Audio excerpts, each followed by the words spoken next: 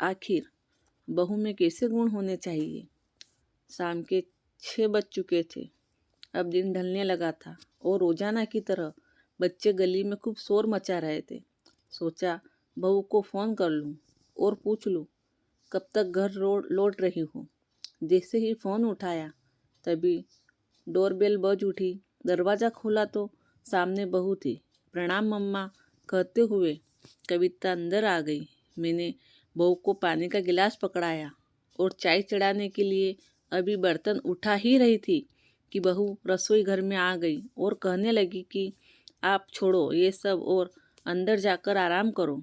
मैंने कहा कविता बेटा अभी तो तुम आई हो, कुछ देर आराम कर लो। मगर वो फटाफट 2 कप चाय बनाकर ले आई। देखकर मन बहुत प्रसन्न हुआ कि अगर ऐसी बहू हो तो बेटी की कमी कैसे महसूस हो सकती है। मैंने कहा कि चलो अब तुम कुछ देर आराम कर लो, फिर रात के खाने की तैयारी भी तो करनी है। मगर वो कहाँ बैठने वाली थी। हाथ मुंह धोने के बाद वो तुरंत दोबारा रसोई में आ गई और रोज की तरह रात का खाना बनाने लगी। हालांकि मुझे मन से अच्छा तो नहीं लगता था, मगर फिर सोचा कि चलो इसी बहाने ये घर के काम को अपना तो समझती है ना। अभी मन से बहू को दुआएं निकल ही रही थी कि दोबारा डोल बेल बजी। बहू ने झट से दरवाज़ा खोला। देखा तो राम के पिताजी और छोटा बेटा भी घर लौट आए थे। अब बहू भी रात के खाने का काम लगभग पूरा कर चुकी थी। पिताजी के आते ही बहू ने उन्हें चाय नाश्ता दिया और फिर पास में बैठकर दिन का हालचाल पूछने लगी और कुछ अपना बताने लगी। अब रात के 9 बज चुके थे। खाना टेबल पर था, मगर रोज की तरह राम अभी तक ऑफिस से लौटा नहीं था। मगर बहू के चेहरे पर इस बात की सिकीन मुझे कभी भी नजर नहीं आई। न कभी शिकायत, न कभी कोई झुंझलाहट। बहते पानी की तरह थी कविता बहू। जैसा माहौल वैसा हिटल जाना। वो हम सबके साथ बैठकर खाना खाकर किचन की सफाई करने लगी। फिर कहा कि बहू राम तो आज भी लगता है लेट ही आएगा, तुम अब आराम करो। मगर आराम मुझसे कहाँ पसंद। मेरे साथ किचन समेटने के बाद वो फिर सबके साथ बैठकर बातचीत में लग गई। परिवार में बैठना, बड़ों का आदर करना और हर काम को खुद करना उसे बेहद पसंद था।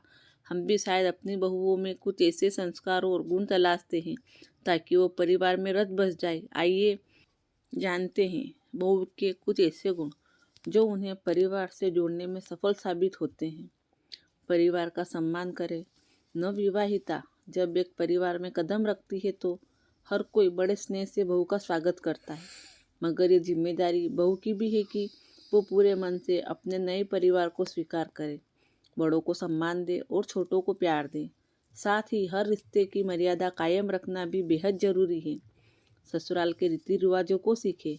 हर परिवार की अपनी अलग मान्यताएं और अपने रिवाज होते हैं। अब ये बहू का फर्ज है कि अगर उन मान्यताओं के स्वीकार करने से परिवार की गरिमा बनी रहती है तो हमें किसी प्रकार की अड़चन पैदा नहीं करनी चाहिए। हालांकि हर मनुष्य के अलग विचार होते हैं, मगर ये भी सच है कि जिस काम में परिवार का साथ मिले वही सच्ची खुशी है। परिवार के साथ वक्त बिताए।